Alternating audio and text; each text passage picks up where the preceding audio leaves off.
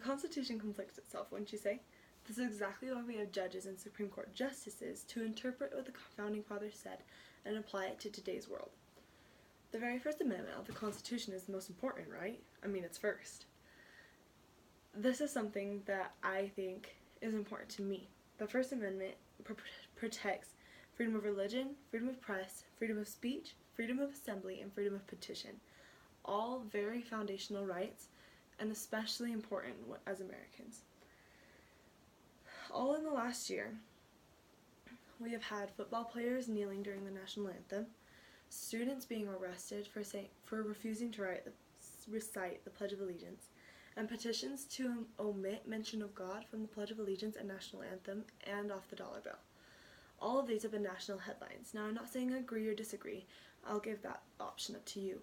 All I want you to understand is that separation of church and state prohibits the omission of God from these places because it no longer represents Christianity. It represents the history that this country was founded on. Let me explain to you. Throughout this speech, I will mention freedom of speech in schools, freedom of religion in schools, and separation of church and state, and you'll be able to form your own opinion. So first, freedom of speech in schools.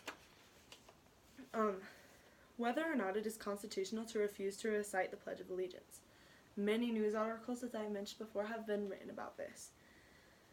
Mr. Jelton wrote an article on which he said that students have the right to express their beliefs by sitting out the Pledge of Allegiance. It's a form of freedom of speech. A similar case to many of these headlines went to the Supreme Court in 1942. The U.S. Supreme Court, held in West Virginia State Board of Education versus Barnett, stated that forcing a student to recite the Pledge of Allegiance and then punishing them if they did not violated the First Amendment rights to freedom of speech. Mr. Jelton goes on to continue this and says that teachers, coaches, and administrators regularly try to punish these students, but they have to answer the First Amendment, not the superintendent. This violates the right of freedom of expression and freedom of speech in schools. So secondly, or the opposing side, would be freedom of religion. Freedom of religion. In school systems, sometimes we believe that dress code, late policy, cheating code, all of the above should be addressed in the same way because of the way the school code is written. But different offenses should be addressed differently, shouldn't they? Constitution states that the Congress shall make no law against an establishment of religion or prohibiting the exercise thereof. So making a law to prohibit a student in school from exercising their belief that they shouldn't recite the Pledge of Allegiance would be unconstitutional. In the book Religious Roots of the First Amendment, Nicholas Miller proposes a First Amendment that's derived substantially from religious principles and not in spite of them. Again, stating that we cannot force anyone to recite the pledge. There is no reason nor a constitutional way to prohibit or change the Pledge of Allegiance. Miller describes in the quote that the phrase "in God we trust" or "one nation under God" is no longer to represent the religious roots, but rather to pay homage to the ideals that brought the Founding Fathers to this land in the first place. Lastly, the saying that brought this all about. The saying that would say splits the two freedoms, but I would argue brings them together and puts them in harmony. The saying, separation of church and state. The phrase, a wall of separation between church and state, was originally coined by Thomas Jefferson in a letter to the Danbury Baptists, January 1st, 1802. We use this phrase as if it's a part of the Constitution, as if it's going to help our argument, but rather the phrase was coined to protect and reassure the Danbury Baptists that they would be protected, the First Amendment would protect those rights. Simone Brown wrote an article regarding this controversy over the phrase "in God we trust" in a similar address.